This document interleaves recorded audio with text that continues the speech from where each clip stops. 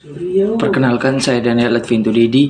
Di sini saya akan menjelaskan mengenai esensi kurikulum IPS SD berdasarkan KTSP 2006 kelas 5 dan 6. Nah, di poin pertama itu ada identifikasi peristiwa, fakta, konsep, generalisasi, ilmu-ilmu sosial dalam KTSP 2006 kelas 5 dan 6.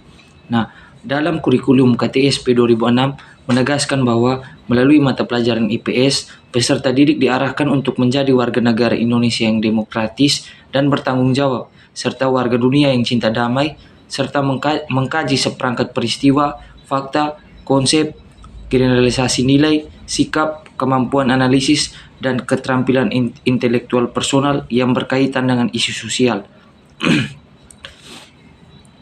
Nah, pengertian peristiwa adalah suatu kejadian yang terjadi di masa lampau atau masa yang akan datang.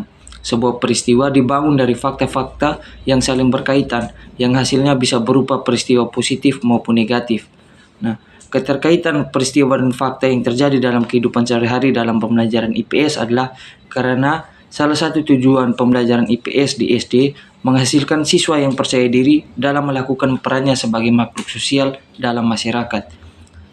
Sedangkan menurut Kamus Besar Bahasa Indonesia menjelaskan bahwa konsep adalah gambaran mental dari objek, proses, atau apapun yang ada di luar bahasa yang digunakan oleh akal budi untuk memahami hal-hal lain. Nah, lalu menurut Kamus Besar Bahasa Indonesia juga, generalisasi merupakan perihal membentuk gagasan atau simpulan dari suatu kejadian. Lalu kita masuk ke poin yang kedua, itu nilai-nilai dan sikap serta keterampilan. Nah, nilai dan sikap dalam kurikulum IPS SD tahun 2006 kelas 5 dan 6 itu ada yang pertama tingkat ini pre-konvensional, yang kedua tingkat konvensional, dan yang ketiga itu pasca konvensional atau otonomo berprinsip.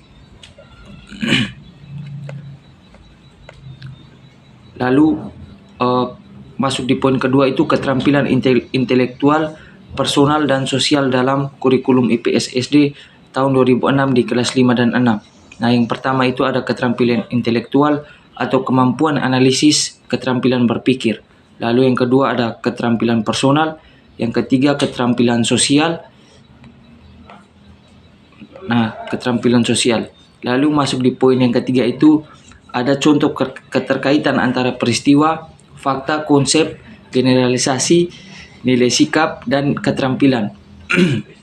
Peristiwa, fakta, konsep, generalisasi, serta nilai, sikap, dan keterampilan itu tidak dapat dipisahkan karena memang semua aspek tersebut terkait dalam struktur pendidikan ilmu pengetahuan sosial. Dalam pengembangan kurikulum di kelas, guru harus memperhatikan hal ini jika perlu kaitan tersebut dalam kegiatan belajar mengajar.